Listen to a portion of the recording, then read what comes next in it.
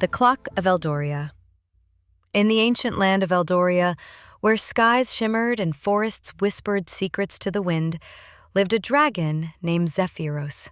Not the burn-it-all-down kind. He didn't hoard gold or roast nights for breakfast. He was gentle, wise, with eyes like old stars. Even the birds fell silent when he passed.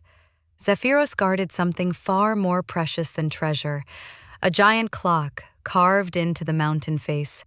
Its hands moved slowly, ticking not seconds, but choices. Every tick echoed through the valley like a heartbeat.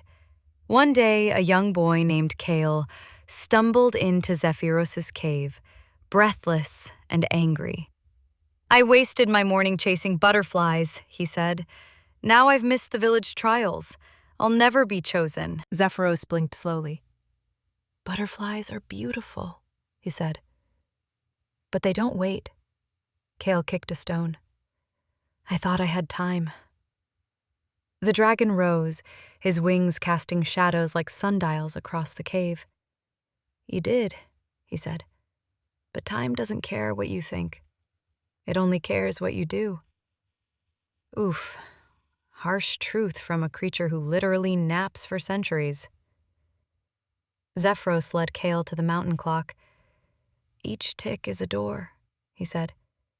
"Some you walk through, some you miss, but none of them open twice." Kael stared at the clock.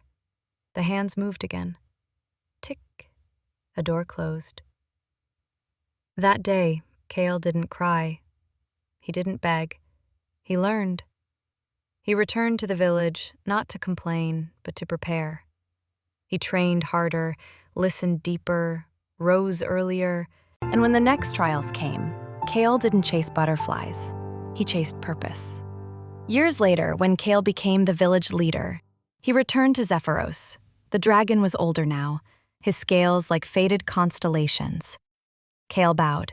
"I didn't waste the second chance." Zephyros smiled. "Time doesn't give second chances. You do."